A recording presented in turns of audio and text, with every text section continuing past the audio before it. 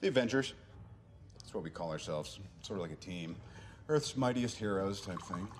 Avengers, time to work for a living. That's my secret. I'm always angry. I am on the side of life. You get hurt, hurt him back. You get killed, Walk it off. I'm here to talk to you about the Avenger Initiative.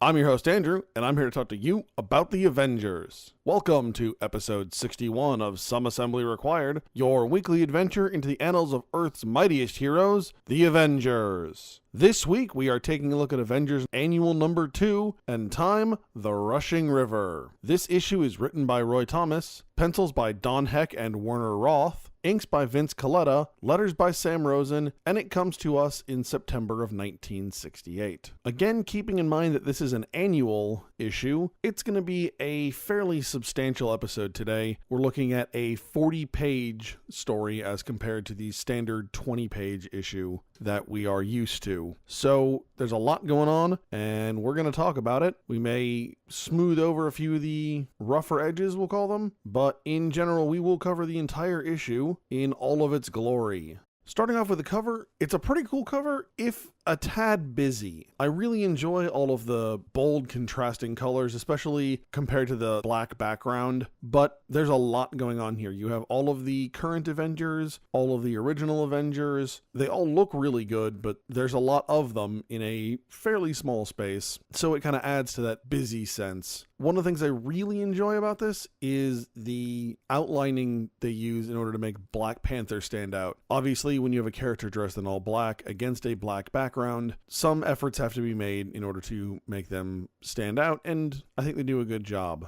So I will confess that this issue is going to make me take back most of my complaints about last issue. If you go back and listen, or if you recall, I had a number of complaints about things not making sense or lacking reasons, lacking justifications, things of that nature. And pretty much every complaint I had in that regard was really squared away in this issue. I appreciate that they took the time to flow one story into the other, especially not making it like an obvious cliffhanger two-parter, right? The issue concluded, and then you roll into this issue and realize that, oh, they're still continuing the story. Wasn't super obvious, and I really liked that.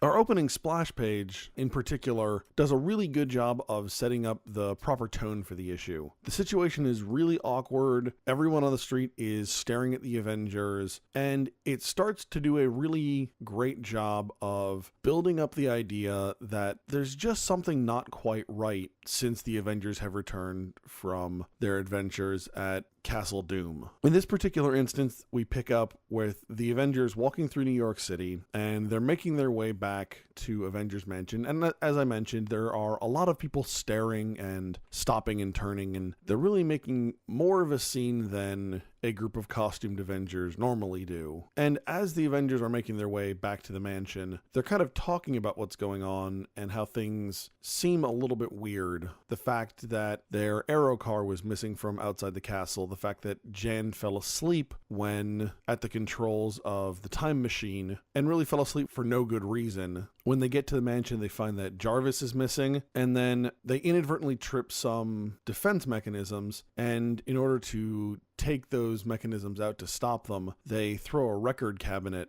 at these defenses, only for Captain America to realize that they threw that same record cabinet out 2 years ago. So something seems really off here, and the Avengers are kind of uncomfortable, and they're trying to wrap their heads around this as they're making their way into the mansion. There's a little bit more action, obviously, but it reminds me a little bit of like an Aaron Sorkin walk and talk, where the characters are discussing things as they're moving from point A to point B. Now, before I move on, one of the things that struck me that I really enjoyed is that the Avengers talk about Jarvis being missing from the mansion, which gives me a nice little warm fuzzy deep down in what is left of my cold, cold heart, because it means that the Avengers are making good on their promise to bring Jarvis back in. If Jarvis is missing and they comment on it, they notice it, it means that to them, Jarvis not being there is out of place, is outside of normal. And so they have accepted him back in and made him, again, be part of their family. And I really like that. Again, reinforcing that Avengers being a family and being a place for second chances, and that Jarvis still has a place in that family after everything that happened with Ultron. So as the Avengers make their way into the mansion and through these defenses that they inadvertently trigger, they stumble into the meeting room and find probably one of the most startling things they could find: the original 5 Avengers sitting at their meeting table. Obviously, one of the most startling things about this, aside from the idea that these Avengers are back and that Hulk is among them, is that 2 of the original Avengers, if you remember correctly, are Goliath and Wasp. And there are, in fact, a Goliath and Wasp seated at this table. So immediately, Goliath starts kind of freaking out a little bit, while the other Avengers are questioning what's going on, like, why is Thor here? Why is Iron Man here? Let's get some answers. Goliath is already up on the governor, spinning it at max RPMs. His nerves are on absolute edge because right in front of him is him. Now, I really do love this page because it reminds me a lot of those original Avengers issues where we saw them at the meetings and, they had the chairman every time. And although I think the team had to move past that in kind of the larger perspective, although there are periodic references to it, the idea of the chairman in these Democratic meetings really only pops up when Thor and Iron Man are present. But I like the idea and kind of the memory that this brings. Now, as I mentioned, Goliath is super amped up because there is this person who he thinks is an imposter Hank Pym seated in his costume at an Avengers meeting. So he just instinctively rushes forward and attempts to rip the phony giant man's mask off, only to stare into his own face, into the face of a Henry Pym. As a result, Hank is momentarily mentally stunned, and the other giant man takes the opportunity to punch Goliath. And at this point, the new Avengers, as we'll call them, are attacked by the original Avengers. And to be fair, this initial fight does not go very well for the Avengers, for the new Avengers. For one, they are just thrown off their game by encountering what appear to be genuine copies or genuine Avengers that don't recognize them, that have no memory of them being part of the team. So they're unsure of how to proceed because in theory, these are people who are their friends who have suddenly turned on them, and they're struggling to understand how they should react. Additionally, to be honest, this original team of Avengers, from a brute force standpoint, is just considerably more powerful than the current Avengers lineup. So, with the Avengers thrown off their game and what have you, the original Avengers are able to inflict some pretty serious damage to the current Avengers, such that the new Avengers are forced into a retreat. Now, I love the fact that the Avengers choose to retreat. While I certainly don't necessarily want to see the heroes of the story lose, I like the fact that they have enough common sense to realize when things are going poorly, and instead of continuing a fight they know they can't win, they recognize the situation, act accordingly, and make a withdrawal. I mean, it's kind of the old idea, he who fights and runs away lives to fight another day. The Avengers aren't going to win this fight, but that doesn't mean they have to lose every fight. That doesn't mean they have to be knocked out completely. And certainly, as we see in this issue, that was absolutely the right decision for the Avengers to make. And in the end, that leaves the original Avengers in Avengers Mansion trying to understand what's going on, and Thor talking about how their presence bodes for nothing but evil, and that these new beings, whoever they are, must be found and conquered, which is an interesting choice of word for an Avenger. I mean, to be fair, the name Avengers is a little bit of an aggressive name. I think the movie does a better job of placing the name into context as opposed to the original comics, but even still, the Avengers were never out trying to conquer. So Thor's choice of words here is very curious, and we'll see how that unfolds over the next couple of panels. But before that happens, we do cut back to the new Avengers who have escaped into a subway tunnel, and they begin to start putting pieces together, which I think it's really well done how they develop the plot in this issue. And that for the most part, especially early on, the Avengers really only get things a piece or two at a time and have to kind of put it together. I appreciate that. It always ends up a little bit, I don't know, it felt kind of Scooby-Doo to me when suddenly everything just instantly falls into place and everyone has the answer. Whereas in this issue, for a significant portion of the issue, they get a little bit of information here, a little bit of information there, and the more information they get, the more what's going on starts to make sense. Now, when we return to the original Avengers, they are once again at their meeting table, and they're seated all looking into, honestly, I think it's supposed to be some kind of screen or kind of projection area. It looks a lot like they're looking into like a giant fire, and they're waiting for this image to start forming because they keep referring to a particular individual who might have some information as to what's going on. And as the Avengers discuss and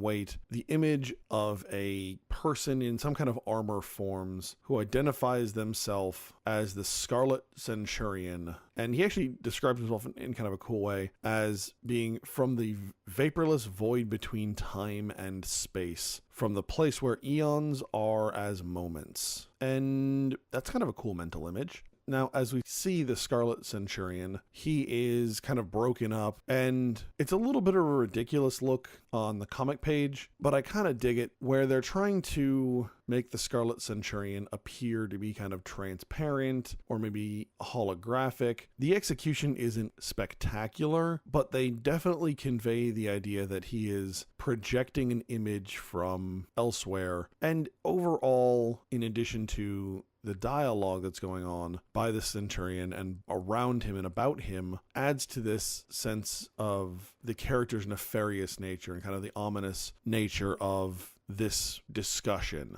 And as the Avengers talk to Scarlet Centurion about what's going on, he tells them that the new Avengers have to be destroyed, and speedily. So long as they do, there will be no harm to the timeline.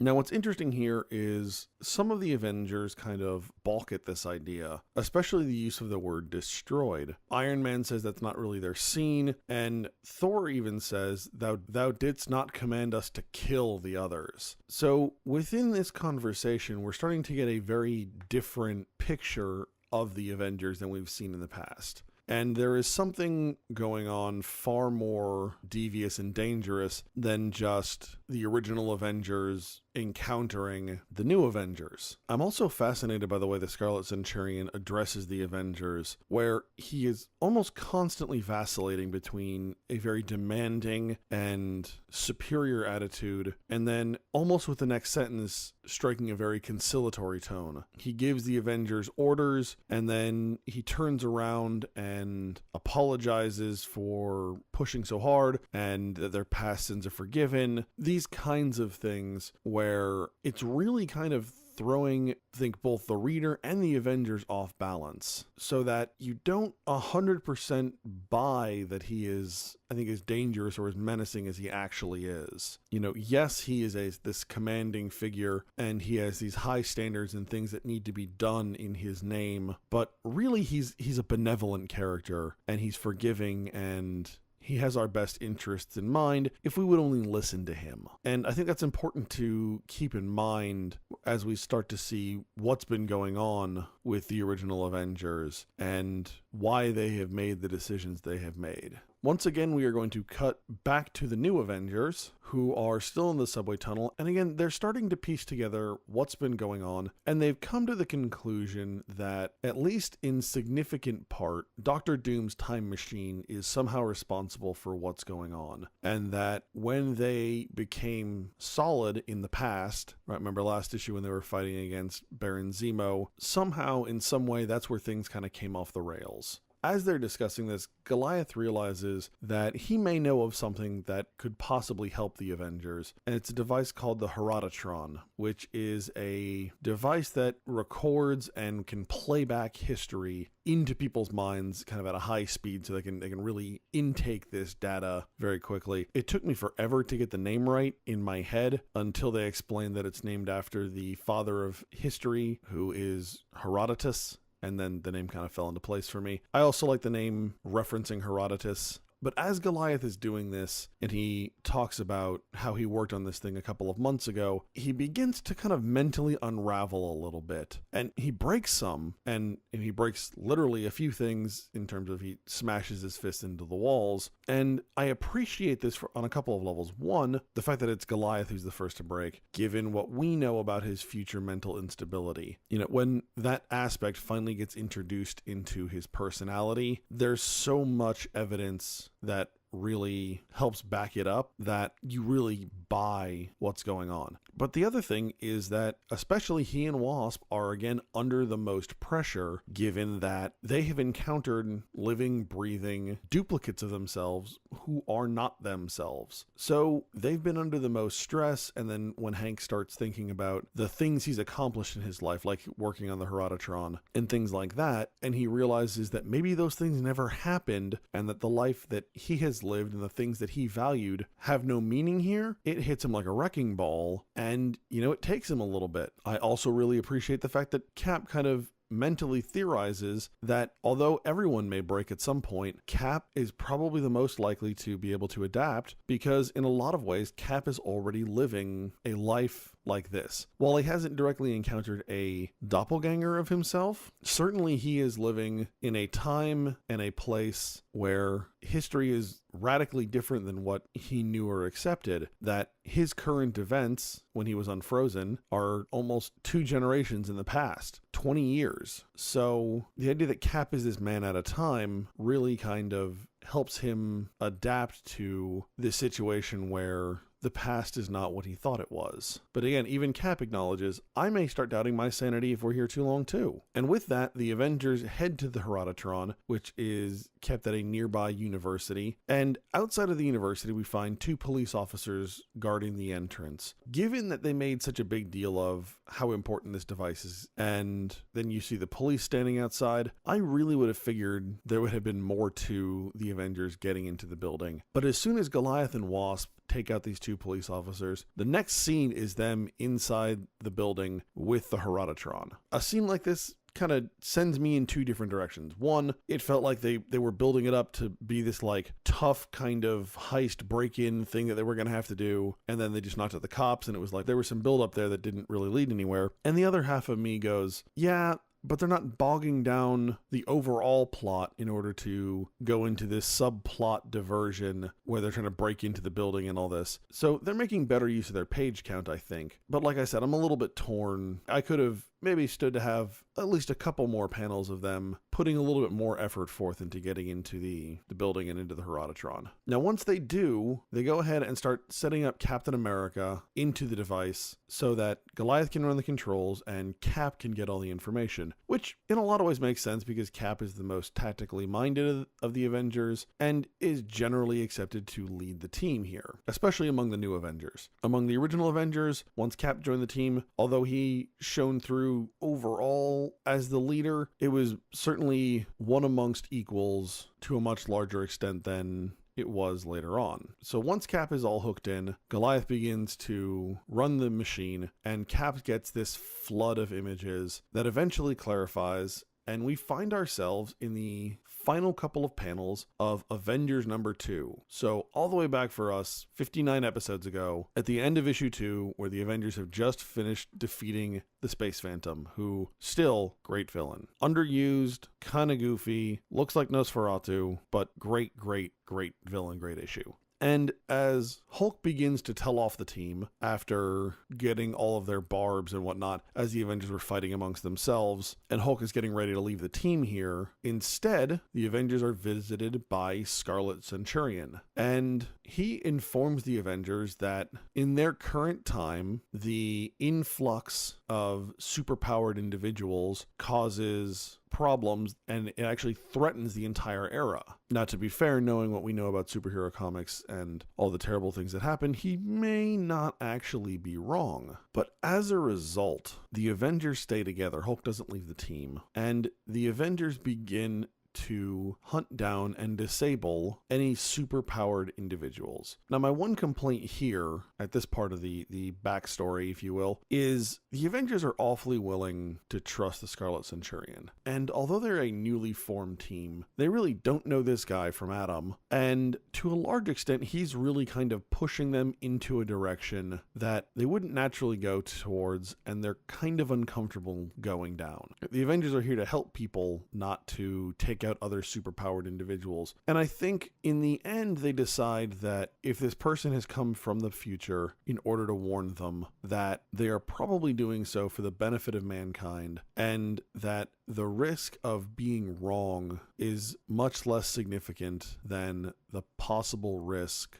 and harm that would be done if they didn't listen to the Scarlet Centurion's advice. You know, I work in engineering, and one of the things we are very, very involved with is occupational risk management. What are the chances of something going wrong? And if something does go wrong, what is the possible severity? And I think that's kind of what the Avengers do here. They have to weigh the harm that they could inflict on a handful of superpowered individuals to the potential harm that those superpowered individuals could cause to the entirety of humanity. And for various reasons, they pick humanity. They pick to take out these superpowered individuals. So they start with the Fantastic Four, but quickly they remove Spider-Man and the X-Men and Namor, Doctor Strange and S.H.I.E.L.D. and Daredevil, until the Avengers are the only heroes left. But of course the Avengers don't stop there. They continue on and they fight all of the villains they can find. So we're talking about the Masters of Evil, Red Skull, Magneto, Sandman. It's worth noting that in the villains fight panels, it's a kind of double page spread. It's a little awkward because, at least in the digital copy, the centerfold of the image doesn't line up quite right, and I don't know if that's like some kind of scanning issue or if that's how the pages were actually drawn, knowing that there would be the centerfold staple there. You know, I don't know what was going on there, but they don't line up quite right. But also, in the villains page are Scarlet Witch and Quicksilver, because again, in this era, in this deviant timeline, as we find out, they never became Avengers. They were always parts of the Brotherhood of Evil Mutants. And eventually, the Avengers are so powerful that they defeat all but the most powerful villains, and even those are driven in kind of into hiding. So we see Doctor Doom and the Mandarin, who certainly are among the most powerful villains of this era, shacked up with Electro and Doc Ock, who I don't really think are in the same league as Mandarin and Doom, but I guess you can't have like all the most powerful villains because that would make things a little bit too evenly matched. And not only do the Avengers defeat all of the superpowered villains, they also use their power and their authority to force all nations to stop all atomic tests and all scientific inquiry so that no other superpowered individuals can develop and threaten the era. And at this point, with one exception, Scarlet Centurion is very pleased. He says they've done well, men of this era. Aside from the Avengers themselves, pretty much as the Scarlet Centurion refers to it, the cosmic imbalance is nearly corrected, but that 5 more individuals are going to show up at some point. And once you defeat them, then the timeline will be secured. Now the Avengers have this information, and they've got to decide what to do. Black Panther brings up a really interesting kind of moral and intellectual argument that do they really have the right to oppose the original Avengers merely to safeguard their own existence? Because in a lot of ways, the new Avengers don't exist because the original Avengers still exist and because of the actions they've taken. And for the most part, in some way, shape, or form, they're highly skilled or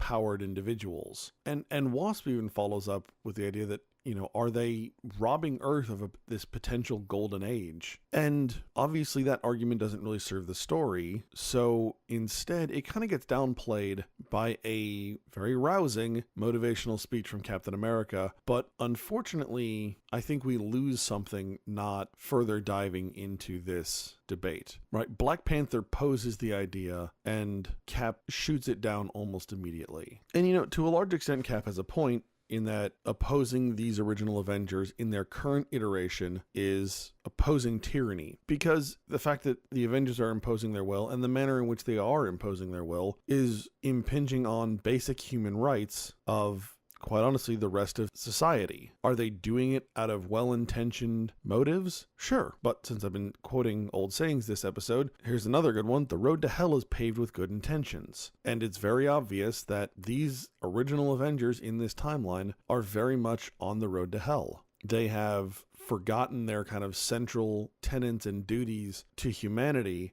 to protect them, not just from these supervillains, but to protect their rights and their freedoms, and they have become tyrants. So at this point in the issue, we move on to part 2, and we get another glorious splash page, which, although the opening splash page does a really good job of setting the scene for the issue, this part 2 splash page really is kind of a separate cover all on its own. And were this 2 different issues, and the last speech by Captain America, the kind of cliffhanger, the breaking point between the issues, this would have made an amazing cover with the Scarlet Centurion holding this giant hourglass and the original Avengers and the sands of time pouring down onto our, I won't say helpless, but our certainly overwhelmed new Avengers. And I think it uses symbolism to great effect in, again, setting the tone for the issue moving forward. So as we begin the second part of the issue, we find Black Panther and Hawkeye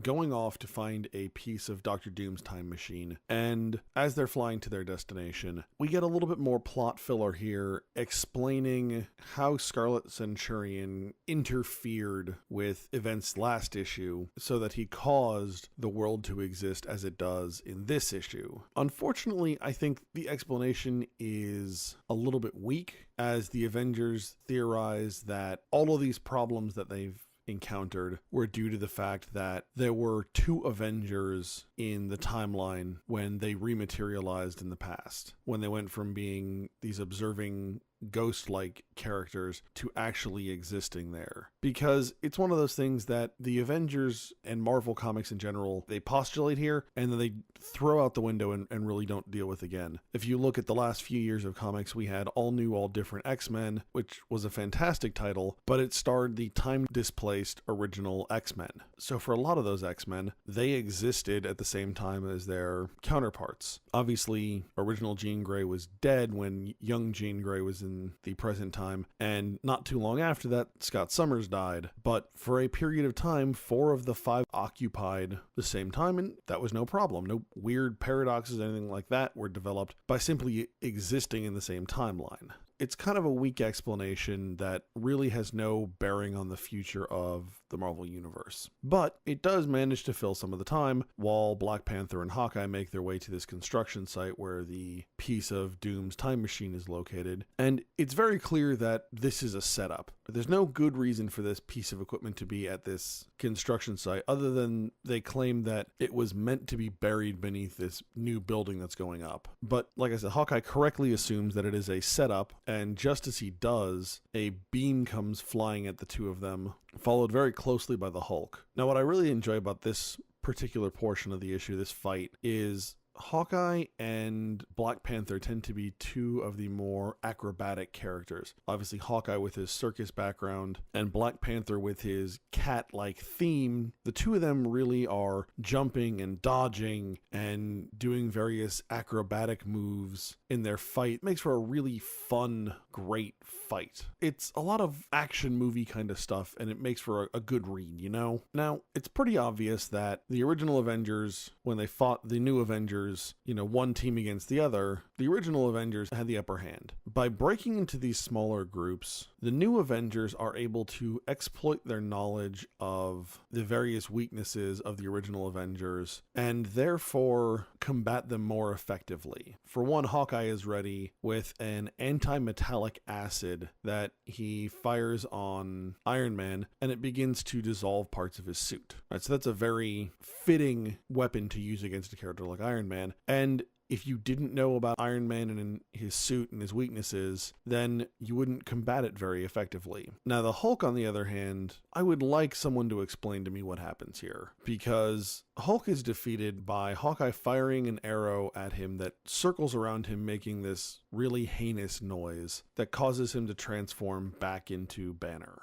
even Hawkeye and Black Panther express surprise and basically say that it was just dumb luck that this worked. To me, that is really kind of weak writing. It's very Deus Ex Machina kind of, we need to defeat Hulk, so here we're just going to have this random thing do it. And I don't particularly care for it. The way they took out Iron Man, it works great. The way they address other Avengers works great. The way they addressed Hulk, nonsensical and kind of garbage. So with Iron Man and Hulk out of the picture, Black Panther and Hawkeye are able to collect their piece of Doom's time machine, and they head back to their prescribed meeting place while we shift our scene to a fight between Thor and Captain America that opens with Thor striking Cap's shield and a spectacular sound effect. And one of the things I love about this fight is the epic use of sound effects. If you think about it, you've got Captain America with his metal shield and Thor with Mjolnir, and the two of them constantly colliding. There should be some really impressive sound effects. And I think our artistic team really delivers on the use of those sound effects and makes it feel like you're hearing this giant metal hammer slamming into this giant metal shield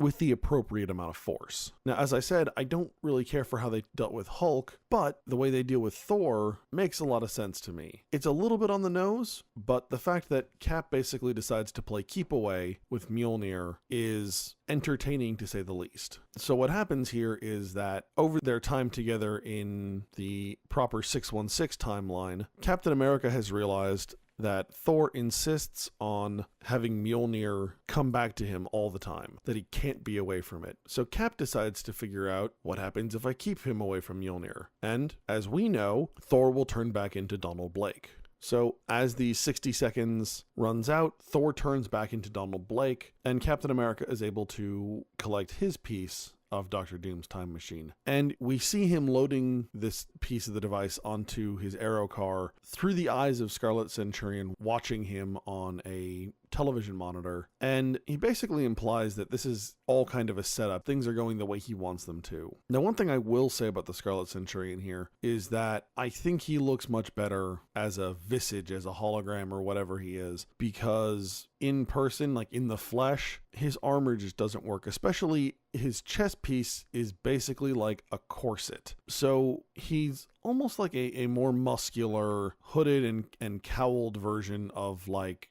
Frankenfurter from Rocky Horror Picture Show, or probably more accurately, Rocky from the Rocky Horror Picture Show during the floor show portion of the film. He's this big, hulking, muscular character in these kind of weird armored pants and a black and purple corset. And it just looks kind of weird. Maybe if his arms and upper torso weren't bare, if it were some kind of like shirt or something underneath, it would work better, but man, it just looks like he's wearing a corset. It removes a significant amount of the menace. I have a hard time taking him seriously as a villain right now.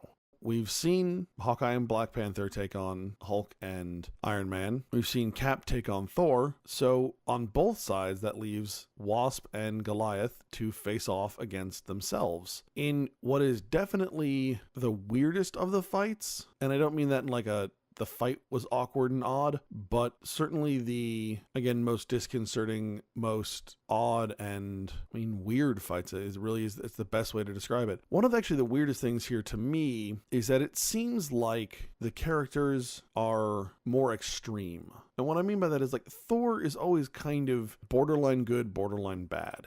A lot of times Thor will do what he thinks is the right thing. Maybe it's not. Or Thor will get upset and do something he shouldn't do. Whereas in general, Wasp is really the heart of the team and one of the best characters on the team, one of the most well-intentioned people on the team. Of the original Avengers in this story, Thor is basically the same, but kind of evil, kind of a little bit darker. Wasp, on the other hand, is like super evil. Like Wasp threatens the other Wasp, our Wasp, with "I'm taking you down dead or alive." Specifically, she says, "We'll see who's left alive when the dust clears." Like original Wasp is super aggressive and evil, where new Wasp is sweet and nice and good-hearted. So it's like they take the person and just kind of flip them across a mirror. So they go from, if they're at the extremes, they go from one extreme to the other. If they're closer to the center, they go just a little bit center right, a little bit center left. And I think that makes this one of the more interesting fights. Now, of course, Giant Man and Goliath are pretty evenly matched, with the exception of current Goliath really has a little bit more fighting experience, and he's got a bit more stamina, right? With the original Avengers, they've been pretty successful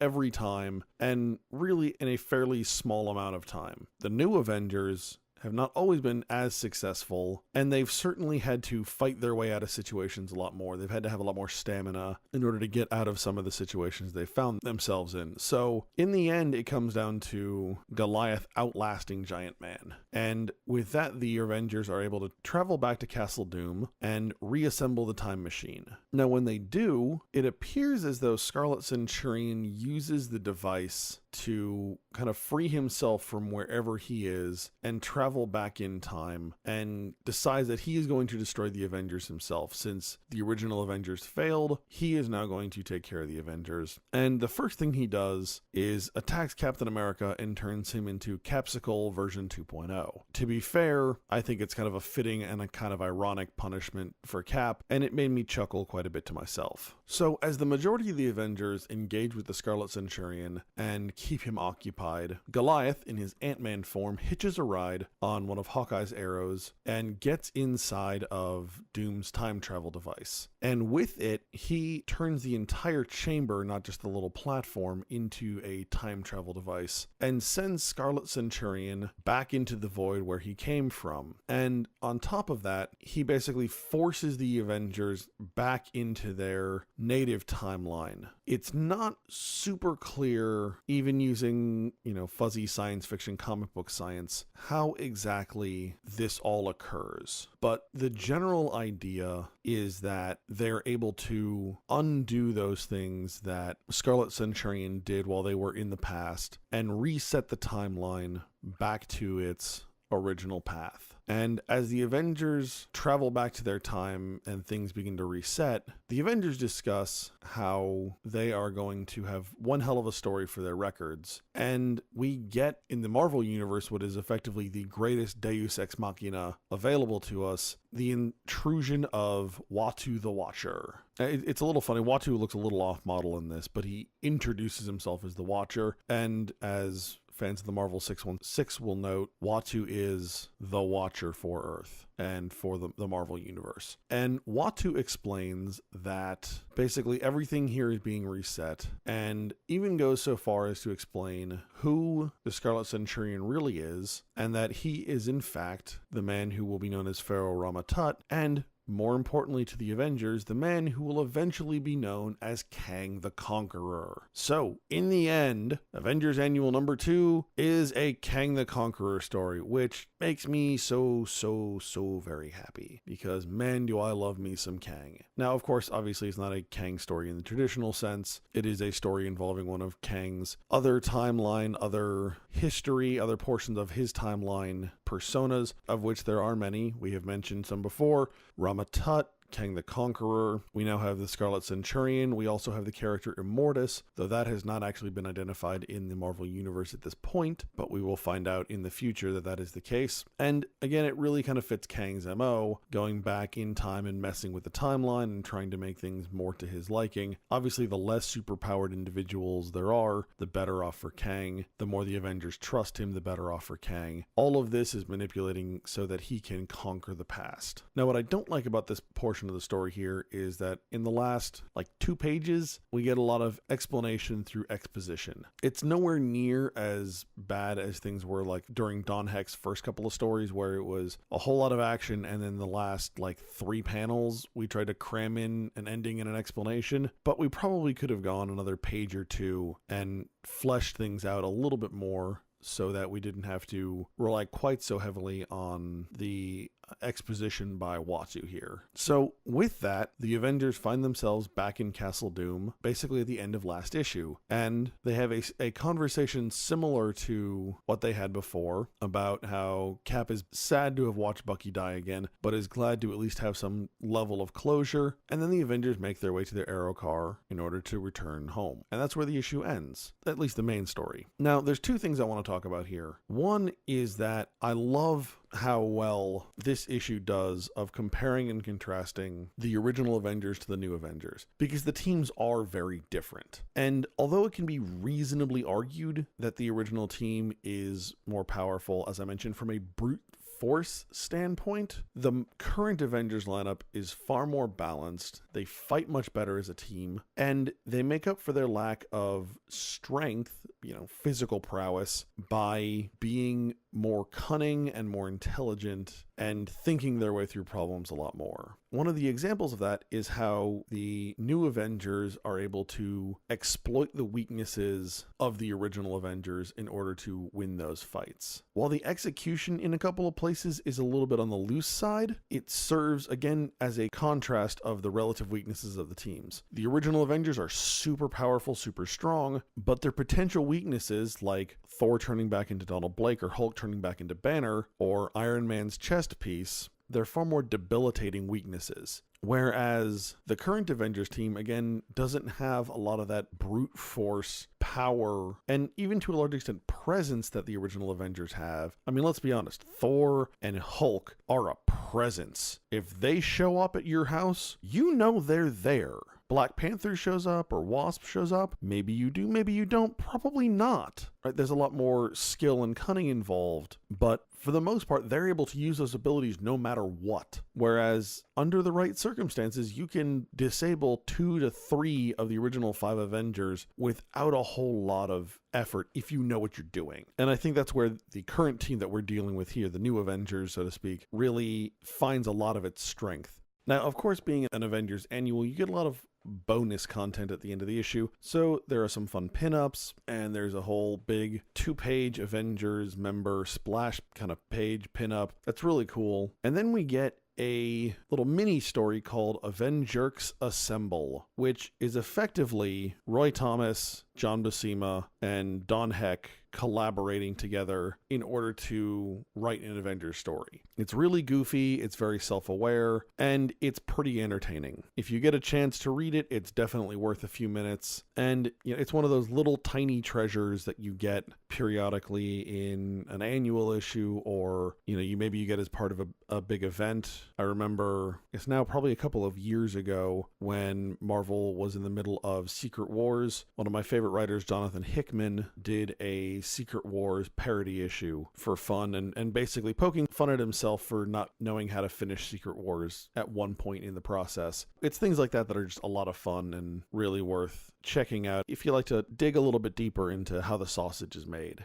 Remember, you can find us at AvengersAssembly.com. You can follow us on Facebook, Instagram, and Twitter. And you can find this podcast on iTunes, SoundCloud, and YouTube. If you'd like to be a part of the conversation, send your questions and comments to Andrew at AvengersAssembly.com. Next week, we'll be taking a look at Avengers number 57 and the first appearance of Vision in Behold the Vision. All right, hey.